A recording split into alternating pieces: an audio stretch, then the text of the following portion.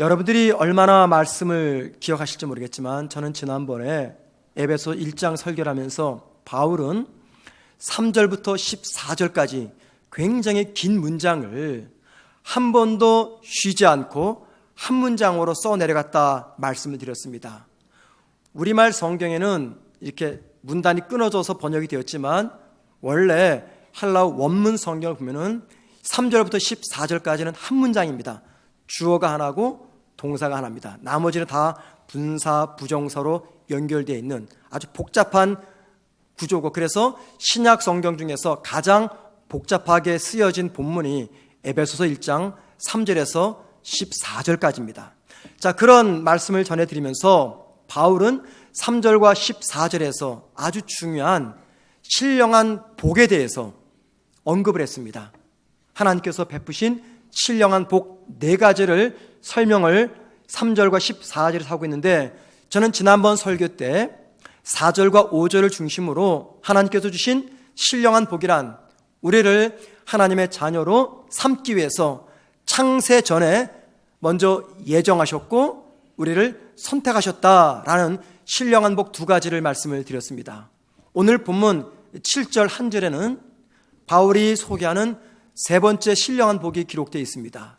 그런데 본문에 기록되어 있는 3번째 신령한 복은 앞서 설명을 드렸던 첫 번째, 2번째 예정과 선택의 그 복이 어떻게 구체적으로 우리의 삶에서 성취가 되었는가라고 하는 이 성취의 방법을 설명하고 있습니다. 하나님과 우리 사이에는요, 한 가지 장애물이 놓여 있습니다. 그 장애물이 있기 때문에 하나님과 우리는 가까워질 수가 없습니다. 하나님이 저와 여러분을 하나님의 자녀로 삼기를 원하시지만 바로 그 장애물 때문에 자녀로 삼지를 못하는 겁니다. 이사야서 59장 1절과 2절에서는 그 장애물을 이렇게 설명합니다. 한번 들어보십시오. 여호와의 손이 짧아 구원치 못하심도 아니요 귀가 둔하여 듣지 못하심도 아니라 오직 너희 죄악이 너희와 너희 하나님 사이를 내었고 너희 죄가 그 얼굴을 가리워서 너희에게서 듣지 않으시게 함이니라 말합니다. 이사야는 하나님과 우리 사이에 놓여있는 장애물이란 다름 아닌 인간의 죄라고 설명합니다. 자, 그리고 여러분, 오늘 본문 에베소서 1장 7절에서는요, 바울은 그 장애물인 우리의 죄를 제거하시는 하나님의 행위, 그 행위를 가리켜서 속량이라는 단어로 설명합니다. 속량, 다른 말로 구속, 더 쉽게 말씀드리면 죄 사함이라는 말씀이죠. 자, 그리고 하나님이 우리의 죄를 속량하시기 위해서 선택하신 방법이 있는데 바로 그 방법이 예수 그리스도의 피라고 소개합니다. 그리고 한 걸음 더 나아가서 바울은 하나님이 예수님의 피로 우리를 죄로부터 속량해내시는 이 모든 하나님의 사역은 바로 그리스도 안에서 이루어진 사건이라고 7절에서 설명하고 있습니다. 우리는 오늘 7절과 오늘 말씀을 들으면서 한 가지 궁금한 점이 생깁니다. 그것은 하나님은 말씀으로 천지 만물을 창조하셨어요. 자, 그렇게 능력이 많으신 하나님이시라면 저와 여러분의 인류의 죄를 사해 주시고 속량하시는 대로 똑같은 방법을 사용하시면 얼마나 좋겠습니까? 우리를 향해서 내가 너희들의 죄를 속량한다 말씀 한마디 하시면 우리는 죄가 사라지는 겁니다. 이게 얼마나 간단해요. 자, 그런데 하나님은 그렇게 간단히 이 문제를 처리하지 않습니다. 그 이유에 대해서 히브리서 9장 22절에서는 이런 말씀합니다. 피 흘림이 없이는 죄 사함이 없다. 즉 우리의 죄를 사하는 속량의 작업은 단지 주님의 하나님의 말씀 한마디로 되는 것이 아니라 반드시 피를 흘려야지 이 죄가 속량이 된다 말씀하고 있습니다. 하나님은 사랑의 하나님이십니다. 그래서 우리가 어떤 잘못과 어떤 죄를 지어도 그 잘못과 죄를 가지고 하나님께 나아가면 하나님은 그 모든 죄와 우리를 받아주십니다.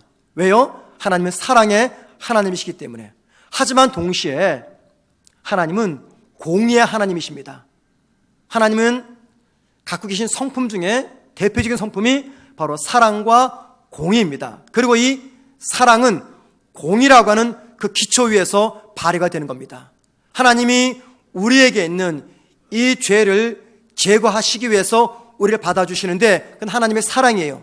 그런데 죄를 제거하실 때는 하나님의 공의가 필요합니다. 이게 무슨 말이냐면 하나님은 결코 죄인을 아무 대가 없이 그냥 용서해 주겠다 말씀하지 않고 한 가지 원칙을 세웠어요. 그 원칙을 지키는 게 하나님의 공의입니다. 원칙을 세워놓고 원칙을 어기면 공의로운 하나님은 되지 못하는 거죠. 그 원칙이 뭡니까? 그 인간의 죄를 제거하기 위해서 반드시 그 죄에 따른 죄값을 우리가 지불해야 됩니다. 내가 지은 죄의 죄값을 지불해야 되는 것이 하나님의 공의입니다. 그런데 여러분, 인간은 스스로 자신이 지은 죄의 죄값을 지불할 수가 없습니다.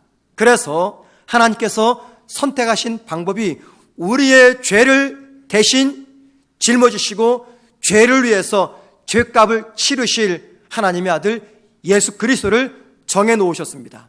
그리고는 그 주님의 죽음 위에다가 죄인이라고 하는 우리의 신분과 과거와 현재와 미래의 모든 우리의 죄를 다 전가시켰습니다. 그리고 주님을 십자가에서 죽게 만드셨어요. 그 죽음을 통해서 우리가 감당해야 될 이 죄값을 하나님께서는 받으신 겁니다. 그러니까 하나님은 정의와 사랑, 이 두 가지를 다 성취하기 위해서 당신의 아들 예수 그리스도를 십자가에 죽으셨고 그 주님을 믿는 자마다 하나님의 자녀로 품으시는 사랑을 우리에게 베풀고 있는 것입니다. 자, 그리고 여러분, 바울은 자신을 하나님의 자녀로 삼기 위해서 자기의 죄를 사해 주신 그 하나님의 은혜를 가리켜서 오늘 에베소서 1장 3절부터 14절까지 그것을 신령한 복이라고 풀어 설명을 하고 있습니다. 오늘 본문 7절은 한 절밖에 되지 않습니다. 너무 간단합니다. 그런데 여러분, 이 7절 말씀 안에는 기독교를 기독교 되게 하고 성도를 성도 되게 하고 기독교를 바로 세우는 가장 중요한 단어와 표현들이 7절 말씀 속에 들어가 있습니다. 예를 들면 죄사함, 피, 속량, 은혜, 그리스도 안에서 이 모든 단어들은요 결코 간단한 단어들이 아닙니다. 이 단어 중에 하나더러 빠지면은요 기독교는 절대 존재할 수가 없습니다. 사람들은 예수님의 죽음이나 피 이야기를 하면 굉장히 부담을 느낍니다. 아마도 오늘 예배 드리는 성도들 분들 가운데 이 제 설교 주제가 굉장히 부담된다 느끼는 분이 계실 거예요. 왜냐하면 저는 오늘 설교는 굉장히 교과서적인 설교입니다. 여러분, 항상 교과서적인 것은 피곤하잖아요. 융통이 없고 적당한 선에서 타협돼야 되는데 교과서적이다 그 말은 타협이 안 된다는 겁니다. 그러기에 어쩌면 오늘 설교를 듣는 성도들 가운데 굉장히 불편하다 그런 분들이 계실 거예요. 왜요? 사람들은 예수님의 죽음이나 피 이야기라면 귀를 닫아버립니다. 부담이 되니까. 그런데 여러분 들어보십시오. 예수님의 피가 없으면 결코 구원도 없습니다. 사람들은 죄 용서받는 말을 굉장히 싫어합니다. 왜냐하면 이 말은 내가 스스로 죄인임을 인정하기 때문입니다. 하지만 여러분, 스스로를 죄인이라고 고백하지 않으면 그분은 온전한 그리스도인이 될 수가 없습니다. 사람들은 의롭게 된다라는 말도 별로 좋아하지 않습니다. 왜냐하면 그 말 속에는 내가 의롭지 못한다는 것이 전제되어 있기 때문입니다. 사람들은 회개라는 이 단어도 굉장히 싫어합니다. 왜냐하면 회개를 한다 그 말은요 나의 행동 속에는 죄가 있음을 내가 인정하는 것이 되기 때문입니다. 사람들은 심지어 구원의 은혜 혹은 구원의 복 같은 표현도 별로 좋아하지 않습니다. 심지어는 신앙 공동체 안에 성도들조차도 구원의 은혜, 구원의 복이라는 이 표현을 별로 좋아하지 않습니다. 왜냐하면 신앙생활이란 이 땅에서 내가 남들보다 더 풍요롭고 행복하게 살아가게 만드는 많은 요인 중에 하나라고 생각을 하기 때문입니다.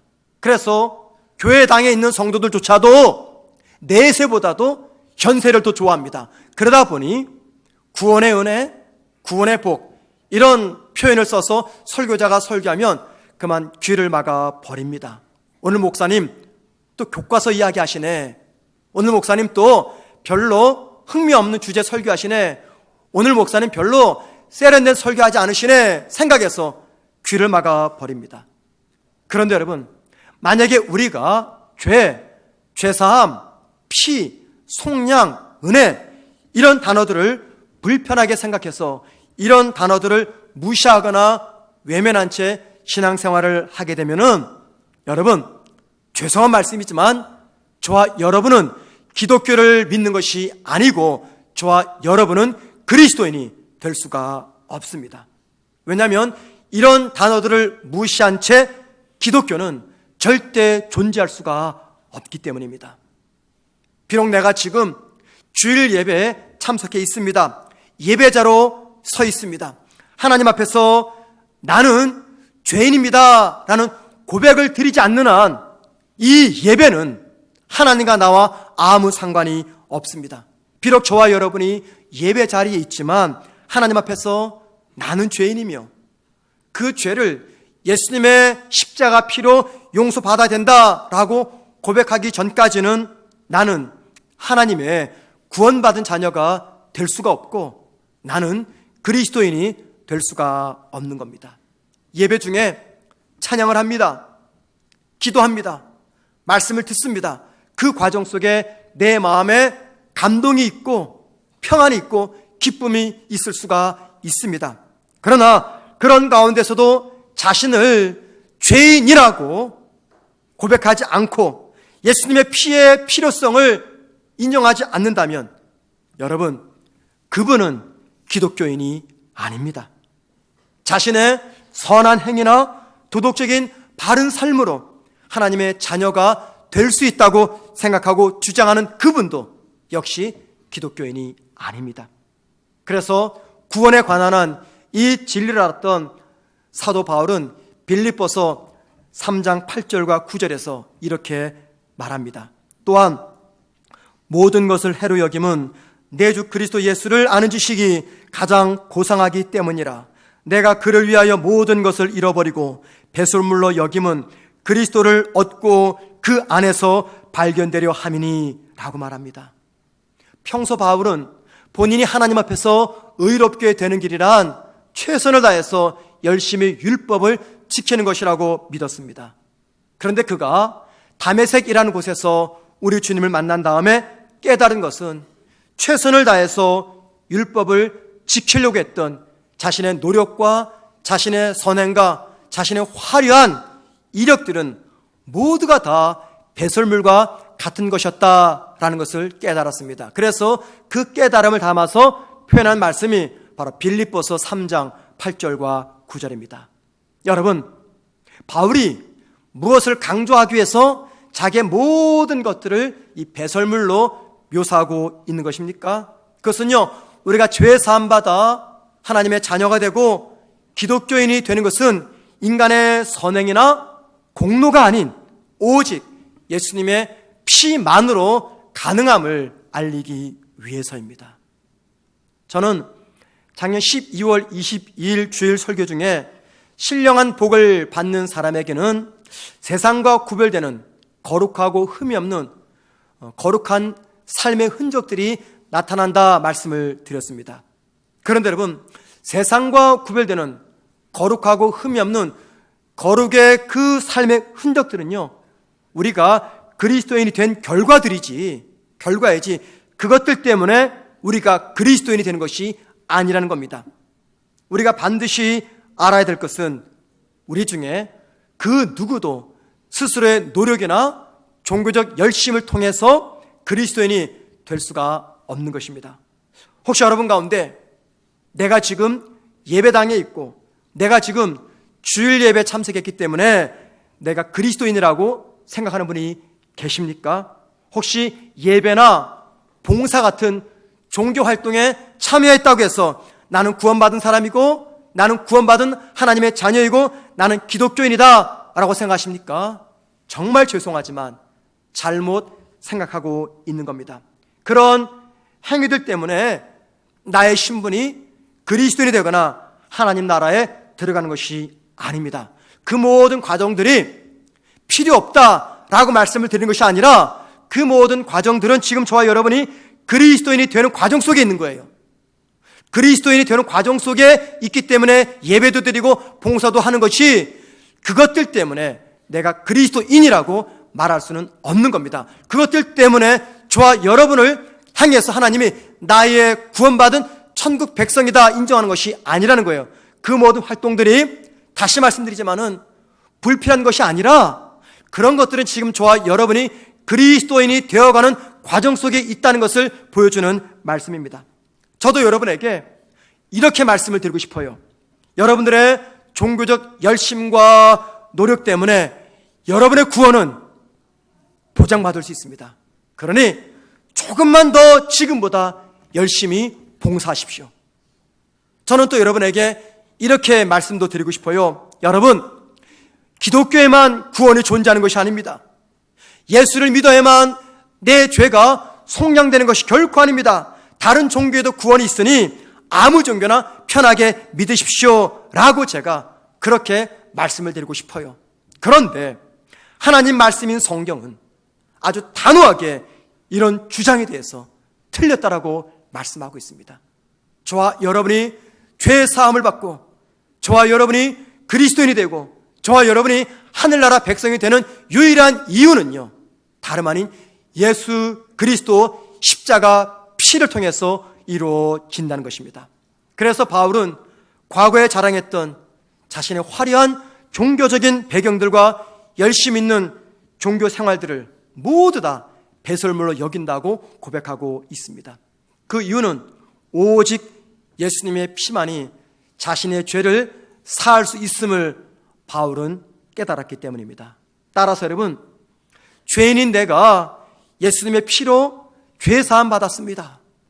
하나님께서 나에게 베푸신 많은 은혜가 있는데 그 중에 가장 탁월하고 놀라운 은혜는 주님의 피로 나를 하나님의 자녀 삼으신 것입니다 라는 이 고백이 나와야 진정 나는 그리스도인입니다. 이 고백이 나와야 나는 하나님의 자녀가 되는 것이고 교회는 이 고백 위에 세워지게 되는 것입니다. 그러면 여러분, 하나님의 은혜로 저와 여러분이 죄 사함을 받아서 영생과 천국의 은혜를 받았다면 이 땅에서 우리가 어떻게 살아야 됩니까?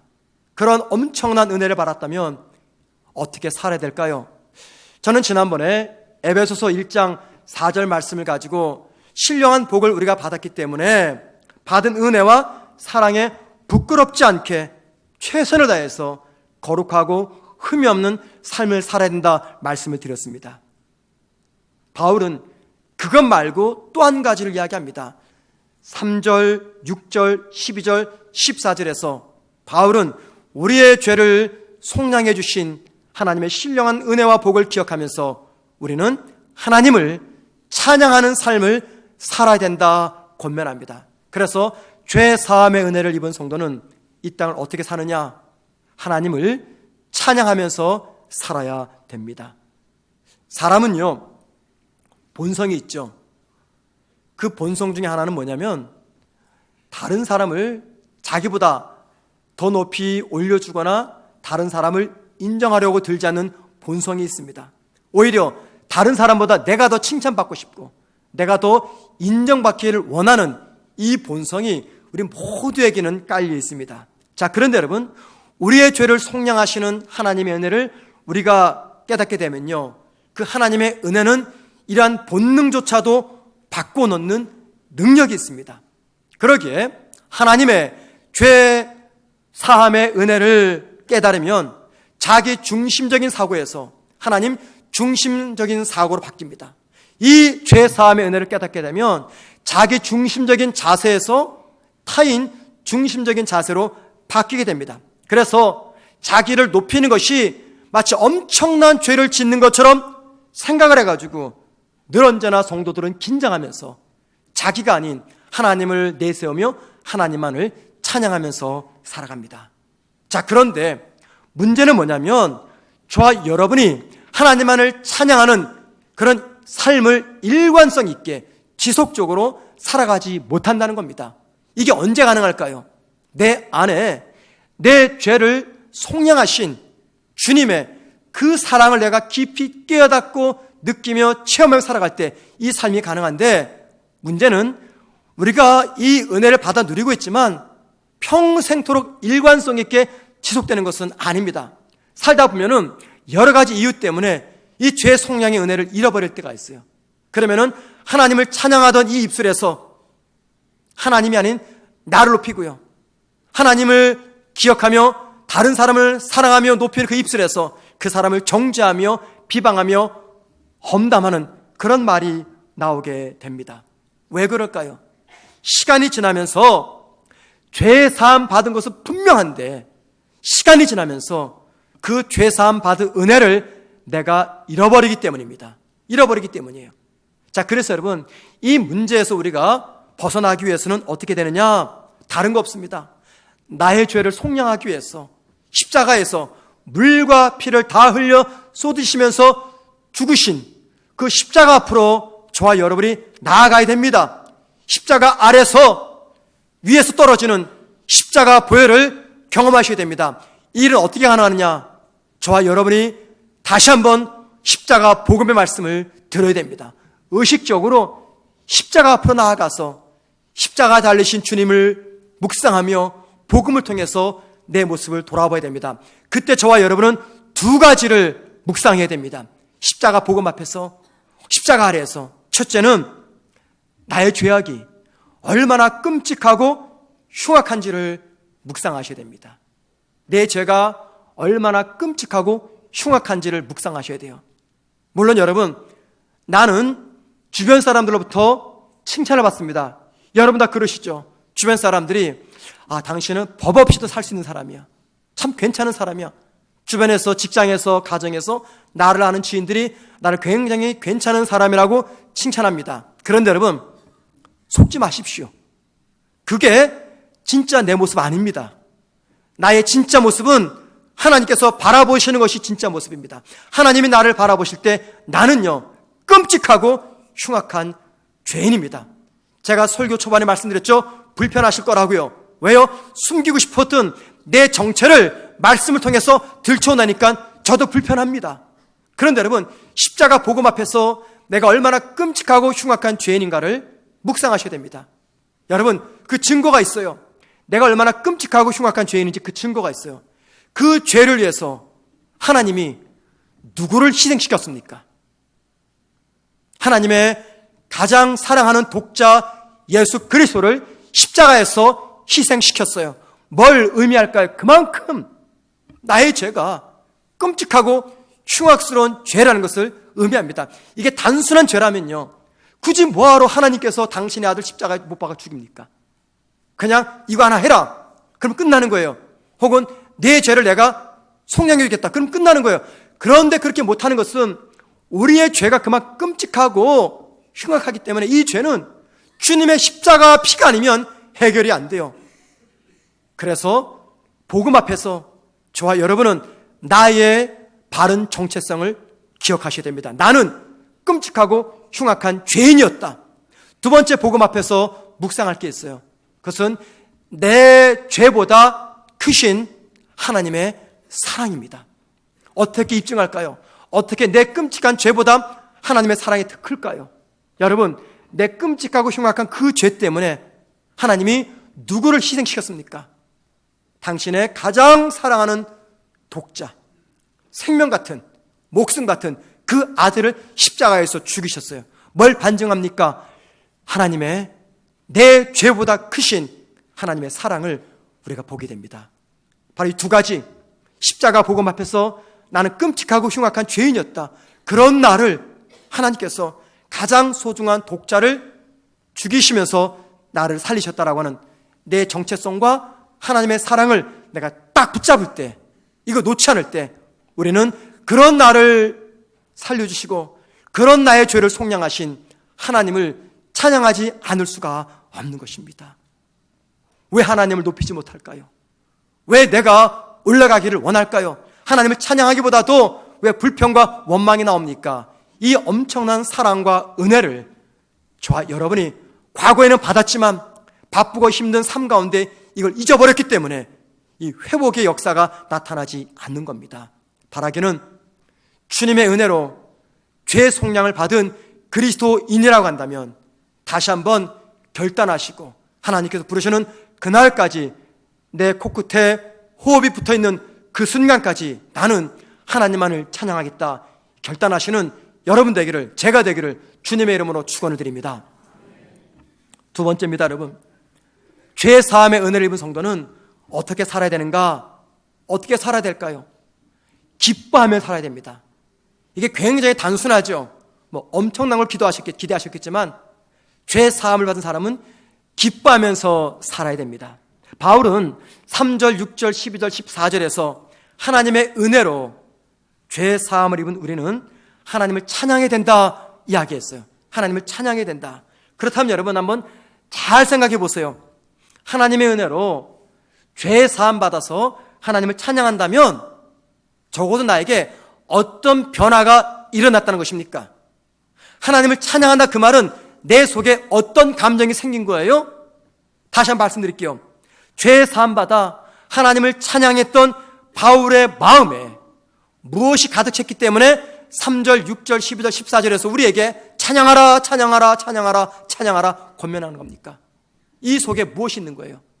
무엇이 있습니까? 기쁨입니다. 기쁨, 여러분, 기쁨. 그래서 죄 속량의 은혜를 경험한 성도들은요, 이 속에 기쁨이 터져 나옵니다. 그 기쁨 때문에 자연스럽게 하나님을 찬양하게 되는 것입니다. 바울은 로마서 4장 7절과 8절에서 죄 사함 받은 행복과 기쁨을 이렇게 묘사합니다. 우리 다 같이 함께 우리 읽어봅니다. 시작. 불법이 사함을 받고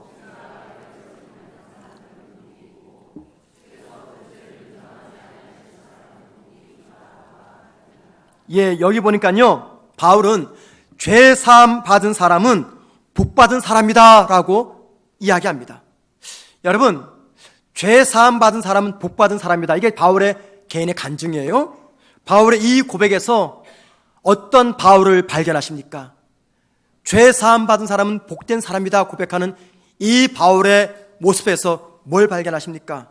행복해하는 바울, 기뻐하는 바울을 우리가 보게 됩니다. 그런데 여러분, 바울은요, 인간적인 면으로 볼 때는요, 행복과 기쁨의 조건이 하나도 없는 사람이에요. 생각해 보세요. 평생 그는 독신으로 살았습니다. 독신. 여러분, 이 독신의 삶이 사람마다 다르겠지만 참 쉽지가 않습니다. 살아보지 않은 사람 모르죠. 여러분 혹시 그 성 프란체스코라고 아십니까? 유명한 탁발 수도사입니다. 중세시 사람인데요, 굉장히 많은 재산을 부모님께 물려받았어요. 돈이 많았습니다. 방탕하며 살았습니다. 그러다 어느 날 이 사람이 하나님께 딱 붙잡혀가지고 회심을 했어요. 회심을 하고 그가 가진 모든 재산을 동생에게 일부분을 나눠주고 다 가난한 자에게 나눠주고 본인은 탁발 수도사가 된 겁니다. 탁발 수도사는요, 청빈을 목숨처럼 생각합니다. 그래서 여기저기 다니면서 구걸해서 먹으면서 수도하는, 복음을 전하는 수도사예요. 이 성 프란체스코가 시간이 흘러 그를 따르는 많은 제자들이 생겼습니다. 제자들과 함께 어느 마을, 이태리 어느 마을입니다. 겨울이었습니다. 방문했습니다. 방문해보니 그 동네 꼬마들이 눈이 와서 그 눈을 가지고 눈사람을 만들었어요. 재밌게 눈사람을 만드는 그 아이들을 한참을 쳐다보던 이 성 프란체스코가 갑자기 통곡을 하면서 웁니다. 그러고는 옷을 다 벗더니 발가벗은 몸으로 달려들어서 눈사람을 부둥켜 엉엉 웁니다. 왜 그랬을까요? 평생 독신으로 살았던 성 프란체스코가 그 순간 가족에 대한 그리움이 떠오른 겁니다. 그래서 그 순간의 충동을 견디지 못해가지고 발가벗고 그 추운 겨울날 눈사람을 부둥켜 안고 엉엉 울었던 거죠. 여러분, 바울이 그런 삶을 살았습니다. 평생 독신이었어요. 바울은 평생 육체 질병을 가지고 살았습니다. 바울에게는 그의 이름으로 된 집안칸이 없었습니다. 바울에게는 꿈이 있었고 희망이 있었습니다. 그런데 그 꿈과 희망을 예수 때문에 다 포기하고 말았습니다. 예수 때문에 두들겨 맞았습니다.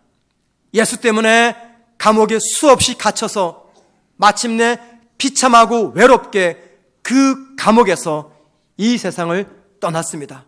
복음을 전해야 되는 그 사명 하나 때문에 평생 마음 편히 쉬지 못하는 여생을 바울은 보냈습니다. 인간적으로 볼 때 이 바울이 복받은 인생입니까? 이 바울이 축복받은 인생입니까? 바울의 삶 속에는요, 기쁨과 행복이 없습니다. 그런데도 바울은 뭐라고 말합니까? 자신은 복받은 인생이고 자기는 행복한 인생이고 그래서 내가 기뻐한다고 바울은 자기가 쓴 서신을 통해서 우리에게 자신의 마음을 표현하고 있습니다. 바울에게는 감사할 수 없고 기뻐할 수 없고 행복할 수 없는 엄청나게 많은 조건들이 있었어요. 기뻐할 수 없고 감사할 수 없고 행복할 수 없는 수많은 조건들이 있었어요. 그런데 그 많은 조건들 가운데 감사할 수밖에 없는 한 가지 이유가 있었습니다. 그 이유 때문에 바울은 감사할 수 없는, 기뻐할 수 없는, 행복해할 수 없는 그 많은 상황 속에서도 감사하며 기뻐하며 나는 복받은 인생이다 고백하고 있는 것입니다. 바울에게 있어서 그 유일한 감사의 조건 한 가지, 그게 무엇입니까? 죄인 중에 괴수였던 내가 하나님의 은혜로 예수 그리스도 십자가 피로 죄 속량을 받았습니다 라고 하는 것이 바울의 유일한 감사와 기쁨과 행복의 조건이었습니다. 그 하나를 가지고 감사할 수 없는, 기뻐할 수 없는, 행복해할 수 없는 그 모든 역경들 속에서 하나님을 찬양하며 기뻐하면서 살았던 사람이 바로 사도 바울이었습니다. 미국에서 가장 유명한 여자 연예인 중에 우리가 잘 아는 오프라 윈프리라는 여자가 있습니다. 이 여성은요, 미국에서 가장 인기 있는 토크쇼 진행자입니다.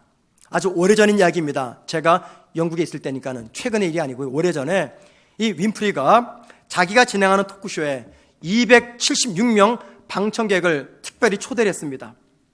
그리고 그들 모두에게 자동차 한 대씩, 시가 우리나라 돈으로 그 당시 3천만 원이 넘는 자동차 한 대씩을 다 선물로 줬는데 합산하니까 그렇게 90억쯤 돼요. 90억쯤. 자, 그 이유가 있습니다. 그날 토크쇼 주제가 뭐냐면 아무리 터무니없는 꿈이라도 이루어진다라는 것이 주제였어요. 윈프리는 먼저 방청객 276명 중에서 11명을 뽑아서 무대 위에 세웠습니다. 그리고 나머지 사람들이 보는 가운데 그 11명에게 자동차 열쇠, 새 자동차 열쇠 하나씩을 다 선물로 주었어요. 뜻하지 않은 선물을 받은 11명이 굉장히 기뻐했겠죠. 그런데 그 11명의 기쁨보다 관심이 누구에게 갔냐면은 받지 못해서 그 광경을 지켜봤던 방청객입니다. 소리를 지르면서 이게 얼마나 부러웠을까요? 아, 내가 받아야 되는데.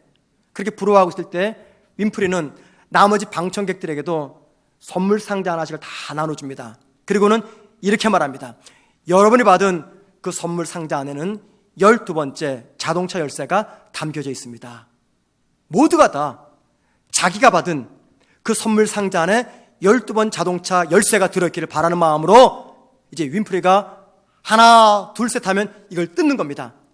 하나 둘 셋 하고 뜯어보니까요, 저쪽에서 열쇠가 여기 있다 소리칩니다.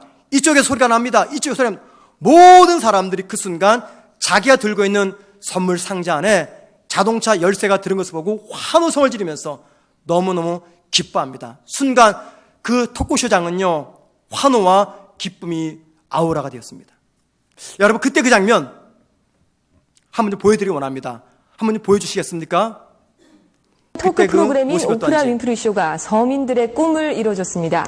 276명의 방청객 전원이 그렇게 원했던 자동차를 선물 받았습니다. 양영은 기자입니다. All right, open your boxes. Open your boxes. 1, 2, 3. 상자를 열라는 주문과 함께 방청석은 열광의 도가니로 변합니다. 쇼를 보러 온 방청객 전원이 꿈에도 그리던 새 차를 선물 받았기 때문입니다. 처음엔 12명에게만 주는 것처럼 해서 마지막 남은 한 사람을 뽑는 것처럼 했지만 사실은 276개 상자 모두에 차 열쇠가 들어있었습니다. 행운의 주인공들은 차가 정말 필요하지만 돈이 없어 차를 살 수 없는 사람들. Follow me! Come on, follow me! 단숨에 3천만 원이 넘는 고급 세단의 주인이 되자 눈으로 차를 확인하고서도 좀처럼 믿기지 않는 모습들입니다. 이들이 받은 자동차는 폰티악 G6 모델. 276대의 가격을 합산하면 800만 달러, 우리 돈 920억 원에 이릅니다. 이번 깜짝 쇼는 어려운 사람들에게 기쁨을 선사하고 싶다는 윈프리의 뜻을 받아 자동차 회사의 협찬으로 이뤄졌습니다. KBS 뉴스 양영원입니다. 여러분, 열광하는 이분들의 표정을 보십니까? 부러우시죠? 도대체 우리 방송국들은 뭐 하는지, 현대자동차는 뭐 하고, 우리 성도들 가운데 기아에 근무하시는 분 좀 얘기 좀 해주세요. 이 영상을 제가 봤을 때 영국에서 학업 중이었고 목회를 하고 있었습니다. 그 당시 제가 탔던 차는 연식이 오래돼서 고장이 자주 났어요. 그래서 이 광경을 보면서 참 부럽다라는 생각이 들었어요. 진짜 부럽다. 왜 하나님은 나한테는 저런 은혜를 안 주시나 많이 부러워했습니다. 그런데 여러분, 그 자동차 선물을 받고 기뻐하는 저 방청객들의 모습을 보면서 문득 무슨 생각이 떠올랐냐면 내 모습과 제가 목회했던 성도들의 모습이 떠올랐습니다. 이 방청객들은 자동차 선물 한 대 받고 저렇게 기뻐하며 소리를 치고 있는데 자동차보다 비교할 수 없는 엄청난 하나님의 죄사함과 영생과 천국의 선물을 받은 나와 성도들은 과연 저렇게 환호하면서 기뻐하며 살아가고 있는가? 윈프리는 자동차를 선사했지만 우리 하나님은 저와 여러분에게 죄사함의 은혜를 선사했습니다. 그것은 곧 영생과 천국입니다. 죄사함의 은혜는 자동차하고는 도무지 비교할 수 없는 선물인데 왜 우리는 이 구원의 은혜 속에서 죄사함의 은혜 때문에 감격하지 못하고 기뻐하지 못하는 것인가 라는 겁니다. 천국을 얻고 영생을 얻는 우리의 매일의 삶과 예배는요, 이게 여러분 깜짝 쇼가 아닙니까? 이건 깜짝 쇼입니다. 매일 우리들은 우리가 발견한 보물 상자를 열어보고 그 안에 있는 죄사함의 은혜, 생명의 은혜, 천국의 열쇠가 들어있기 때문에 감격하며 기뻐해야 됩니다. 그리고 여러분, 그 기쁨과 감동 속에 살아가는 사람들의 표정이 어떨지 한번 그려보십시오. 그리고 그 표정이 이 세상을 살아가는 나, 직장을 하고 직장생활하고 가정에 살아가고 사람을 만나는 내 모습 속에서 어떻게 드러나고 있는지 한번 여러분 정직하게 생각해 보았으면 좋겠습니다. 오래전에 어느 기독교 한국 잡지에서 읽은 기사입니다. 북한에서 지하교회 성도들의 숫자가 급증하니까 북한 정부에서 예수 믿는 사람들을 색출을 했다고 합니다. 그런데 누가 예수 믿는지 믿지 않는지 구분이 안 되는 거예요. 그래서 이 구분이 안 될 때 어떻게 하느냐, 두 가지 기준을 알려주었대요. 예수 믿는 사람은 첫째, 잘 웃는다. 잘 웃는다. 둘째, 예수 믿는 사람은 좀처럼 화를 내지 않는다. 이게 예수 믿는 사람들의 특징이었어요. 북한에서. 여러분, 이게 대단하지 않습니까?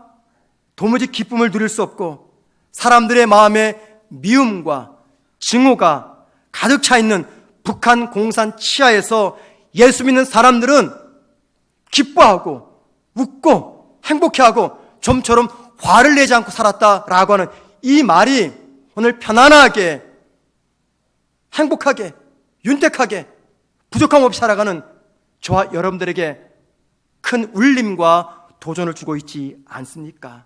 여러분, 공산 치하에서도 생계를 걱정하는 목숨을 내걸고 예수 믿어야 되는 그런 상황 속에서도 잘 웃었던 그 사람들, 저와 여러분이 믿는 하나님과 그분들은 다른 주님을 믿고 있는 것이지요.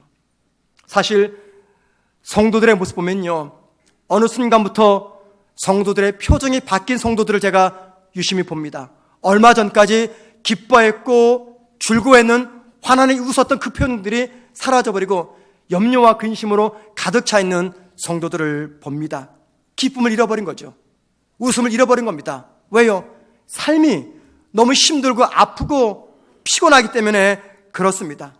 그런 성도들에게 제가 외람되지만 한 말씀을 드립니다. 그래요, 저와 여러분은 세상적으로 잃은 게 많습니다. 건강도 잃을 수가 있습니다. 재산도 잃을 수가 있어요. 사랑하는 사람을 잃을 수도 있고요, 내 명예를 잃을 수도 있고요, 무엇보다 사람들로부터 내가 외면을 당할 수도 있습니다. 잃은 것이 너무나 많습니다. 하지만 잃은 것이 많지만 저와 여러분은 하나님께 받은 가장 탁월한 은혜와 선물이 있습니다. 그게 뭡니까? 죄사함의 은혜입니다. 죄사함의 은혜를 받다는 것은 저와 여러분에게 영생이 주어졌고 천국이 주어졌음을 의미하는 말씀입니다. 서울에 가면 양재동에 횃불신학대학원이라는 신학교가 있습니다. 거기에서 학생을 가르치는 교수 중에 김진혁 교수님이 계셔요. 2년 전에 우리 교회 한번 다녀가신 분입니다. 기억나실지 모르겠어요. 하나님의 주권과 인간의 책임이라는 주제를 가지고 특강을 하셨죠. 그 김진혁 교수님이 쓰신 책 중에 질문하는 신학이라는 책이 있습니다. 질문하는 신학. 이 책에 이런 글이 실려 있었어요. 이게 제 이야기가 아니라 김진혁 교수님의 이야기입니다. 김진혁 교수님의 말씀에 의하면 대한민국에서 로또 1등에 당첨될 확률은 815만 분의 1이라고 해요. 815만 분의 1. 이번에 이 통계 자료는 동아일보의 자료를 인용한 겁니다. 850만 분의 1. 우리의 인생에서 한번 경험이나 할 수 있을지 모르는 아주 희귀한 확률이죠. 그런데 이 희귀한 확률을 모두가 다 한번 경험해 보기를 원합니다. 그래서 모두가 이 확률의 주인공이 되고 싶어서 복권을 사지만 사실은 불가능한 확률입니다. 815만 분의 1. 엄청나죠? 그런데 여러분, 저와 여러분이 이 땅에 태어나는 확률이 얼마인지 아십니까? 저희 여러분이 얼마의 경쟁을 뚫고 이 땅에 태어난지 아십니까? 로또 당첨 확률보다 더 낮은 100조 분의 1의 확률입니다. 100조 분의 1. 상상이 되세요? 이 수치가 어떻게 나왔느냐? 평생 남자가 방출하는 정액수와 여자가 생산해내는 난자수를 곱해서 만들어낸 경우의 수라고 이야기합니다. 과학적 근거가 있는 거죠. 100조 분의 1의 확률을 뚫고 저와 여러분이 이 땅에 태어났습니다. 이 100조 분의 1 확률은 어떤 확률인지 아십니까? 815만 분의 1 로또 1등 당첨이 1000만 번 쉬지 않고 계속되는 것보다 더 어려운 확률이에요. 엄청난 확률이죠. 그래서 사람들은 100조 분의 1이라는 확률을 흔히 우연 혹은 행운이라고 표현합니다. 그런데 천지를 창조하신 살아계신 하나님을 믿는 우리 성도들은 이 엄청난 확률을 우연 또는 행운이라고 말하지 않습니다. 나를 이 땅에 존재하게 하신 하나님의 섭리라고 우리는 고백합니다. 그래서 바울은 100조 분의 1이라는 이 확률로 태어난 저와 여러분의 운명에 대해서 말하기를 그 확률은 우연과 행운이 아니라 하나님께서 창세 전부터 우리를 예정하셨고 우리를 선택하셨기 때문에 이 땅에 태어난 것이라고 말씀하고 있습니다. 그리고 더 나아가 그렇게 태어난 저와 여러분을 하나님의 자녀로 삼기 위해서 예수 그리스도 십자가의 피로 죄의 속량을 베풀어 주셨다라고 말씀하고 있습니다. 그렇다면 여러분, 이 엄청난 은혜를 입은 저와 여러분이 이 세상을 어떻게 살아가야 됩니까? 100조 분의 1의 확률을 뚫고 이 땅에 태어났고 그 확률과 함께 주님의 십자가의 피로 구원받은 저와 여러분이 이 땅을 어떻게 살아가야 맞습니까? 어떻게 그런 은혜를 누리고 있는 저와 여러분이 이 세상을 적당히 살 수가 있겠어요? 대충 살 수가 있겠습니까? 매일매일 잠만 자면서 게으르게 살 수가 있겠습니까? 이 엄청난 은혜를 입은 저와 여러분이 어떻게 힘들다고 해서 내 삶을 원망하고 내 삶을 저주하고 내 인생은 메마른 땅이야 라고 하면서 패배의식 가지고 살아갈 수가 있겠습니까? 그런 엄청난 은혜를 입었기 때문에 저와 여러분은 이 땅을 살아가면서 하나님을 찬양하며 그 하나님 때문에 기뻐하면서 살아갈 수가 있습니다. 찬양과 기쁨의 삶을 연속적으로 살아내지 못하는 이유는 바로 이 엄청난 죄 사함의 신령한 복을 우리가 삶의 환난과 역경 때문에 잊어버렸기 때문입니다. 회복하기 위해서 여러분 다시 십자가 복음 앞에 서셔야 됩니다. 복음을 듣고 그 복음 앞에서 두 가지를 분명히 기억하셔야 됩니다. 끔찍하고 흉악한 나의 죄, 그러나 동시에 그 끔찍하고 흉악한 나의 죄를 위해서 우리 하나님께서 어떤 일을 행하셨는지 하나님의 사랑을 기억하셔야 됩니다. 그 사랑과 내 정체성을 바로 파악할 때 하나님께서 부르시는 그날까지 저와 여러분은 하나님을 찬양하며 기쁨을 잃지 않고 나는 누가 뭐래도 복받은 인생이다, 그렇게 이 땅을 살아가게 될 겁니다. 그렇게 살아가는 우리 모두가 되기를 주님의 이름으로 축원을 드립니다.